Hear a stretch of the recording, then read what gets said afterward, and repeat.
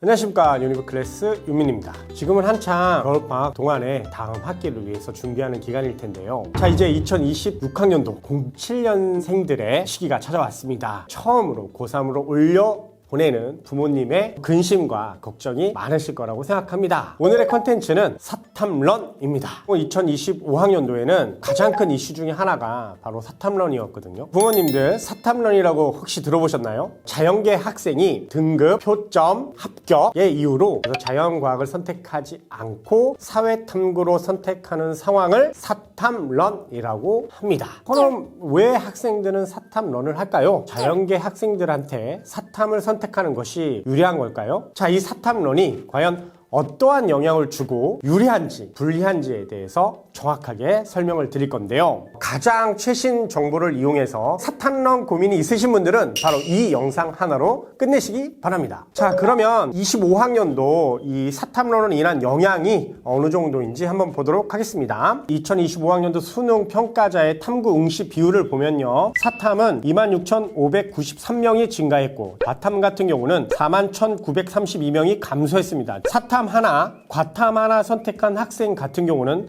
33,007명이 증가한 상태. 이 전체를 보면 사탐런을 한 학생들이 많이 증가됐다는 것을 알 수 있습니다. 자, 그렇다면 이렇게 증가한 것들이 수능에 어떤 영향이 있었는지 알아보겠습니다. 먼저 윤리와 사상 같은 경우는 50점 만점자가 4,241명에서 87명으로 완전히 급감했습니다. 이건 변별에 완전 성공한 거죠. 가볍게 얘기하면 문제가 어려워졌다. 좋게 얘기하면 변별이 아주 좋아졌다. 가장 많은 학생들이 선택하고 있는 생활과 윤리 6,357명에서 올해 85명, 사회문화 665명에서 1,033명, 거의 2배 증가했죠. 정치와 법 122명에서 798명, 경제 18명에서 82명. 자, 과탐 보겠습니다. 과탐은 물리원 작년도 990명에서 1701명. 물리원이 좀 많이 쉬워졌습니다. 물리원은 표점을 받기에는 그렇게 좋지는 않았지만 실제 등급 받기에는 많이 쉬웠습니다. 자, 화원 올해 이슈 952명에서 2599명. 1등급이 50점 만점이니까 한 문제 틀리면 2등급. 표점도 불리하고 전체 등급도 불리하고 점수도 불리한 정말 머리 아픈 그런 상황이 만들어졌었습니다. 생명과학 원 2316명에서 689명. 어려워졌습니다. 그래서 과탐이 다 쉬워진 건 아니에요. 생명과학은 많이 어려워졌어요. 유전이 특히 어려웠고요. 특히 지구과학 3757명이 483명. 완전히 문제가 어려워지면서 지구과학을 선택했던 학생들이 표점은 높아졌지만 등급을 못 맞는 그런 상황이 만들어졌었습니다. 전체적으로 해석을 한번 해볼까요? 사회 과목은 전체적으로는 조금 어려워졌다. 과탐은 조금 그대로 비슷하다? 이런 상황이 됩니다. 그러면 사탐과 과탐의 표점 차이가 작년 대비 적었습니다. 따라서 과학 탐구를 선택하면서 표점을 많이 받았던 작년에 대비해서 올해는 표점을 그렇게 많이 받지 못하는 그런 상황이 발생했으니까 결론적으로 보면 올해 사탐으로 넘어가서 등급을 잘 맞은 자연계 학생들은 유리했었다라는 게 맞습니다. 그러면 사탐은 방금 얘기했지만 표점으로 보면 좀 유리한 게 맞아요. 그러면 진짜 유리한 게 맞나요? 조금 세부적으로 봐야 됩니다. 모든 학생들이 모두 유리한 건 아니라고 생각합니다. 사탐런을 했지만 별로 안 좋았던 사례도 되게 많았어요. 바로 첫 번째 메디컬입니다. 의대, 약대, 수의대, 한의대, 치대까지 메디컬은 대부분 과탐을 필수로 선택해야 하는 학교들이 많습니다. 따라서 사탐을 선택했을 때 과탐 선택이 필수인 학교는 지원이 안 되죠. 이럴 때 불리할 수 있습니다. 또한 사탐을 선택할 수 있었던 메디컬도 가산점이 있어요. 근데 그 가산점이 메디컬 같은 경우는 그 가산점이 상당히 중요해요. 3%만 돼도 전체 점수의 100분이 2.5점이라고 생각한다면 메디컬을 지원하는 최상위권에서는 아주 큰 점수예요. 그래서 그 2.5점, 3점 차이가 당락이 좌우되기 때문에 메디컬에서는 사탐런이 중요한 게 아니고 과탐 가산점이 상당히 중요하기 때문에 메디컬 같은 경우는 사탐런을 저는 비추합니다. 자, 두 번째 사례는요, 너무 늦게 시작하는 사례입니다.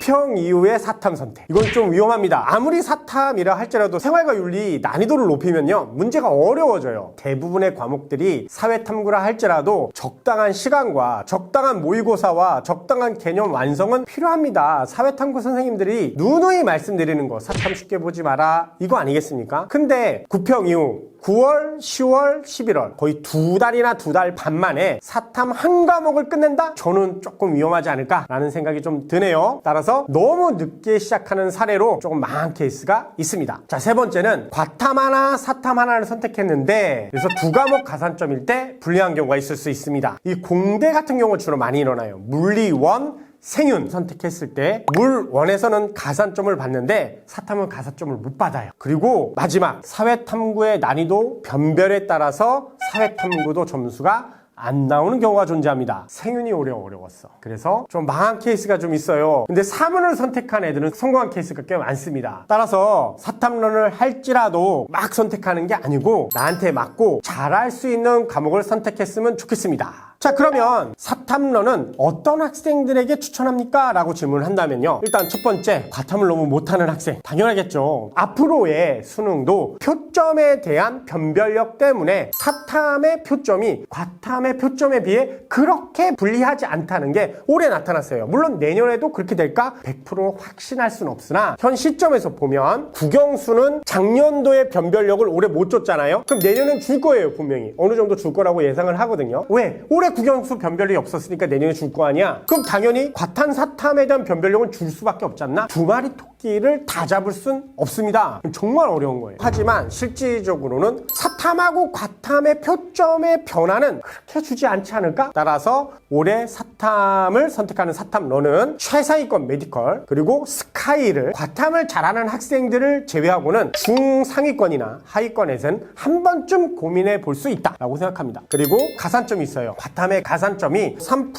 5%, 6%, 9%, 7% 이렇게 있는데 이 가산점은 이렇게 생각하시면 돼요. 100분위 점수 3%는 2.5점. 다시 보면 수능에서 2점짜리 한 문제보다 조금 더 높은 거고 3점짜리 한 문제보다 조금 더 낮은 거예요. 그러면 가산점 3%는 실제 수능에서 한두 문제 차이다. 이렇게 생각할 수 있어요. 따라서 위에 최상위권에서는 그리고 과탐이 필수인 학교를 제외하고는 과탐을 억지로 선택할 필요는 전혀 없다. 물론 여기서 가산점이 좀 많은 학교는 조심해야 돼요. 이화여대 6%, 그럼 문제가 3문제. 이럴 때는 좀 조심하셔야 됩니다. 그래서 가산점의 점수 비율을 생각해서 지원하는 학교 자체를 내가 배제한다면 사탐런은 가능합니다. 그렇다면 애매해? 보세요. 3평, 5평, 6평 과탐 3등급 이하 그냥 사탐 가세요. 그게 답입니다. 과탐 1, 2등급 좀 찍었다가 2등급 찍었다가 1등급 찍었다? 사탐 가지 마세요. 이거는 무조건 과탐 가시는 겁니다. 이렇게 생각하시면 돼요. 인원수는 증가했어요. 그럼 인원수가 증가하면 당연히 퍼센테이지에 따라 등급 받기가 좋죠. 그러면 여기서 한 가지 좀 생각해 보실 필요가 있어요. 내가 문과생이라면 좀 잘한다고 생각하는 학생들한테는 넘어오는 이과생들이 무조건 잘하는 건 아니에요. 넘어오는 학생들은 최상위권은 안 넘어와. 중상위권 애들이 많이 넘어와. 그러면 문과의 최상위권은 유리하죠. 왜? 깔아주잖아.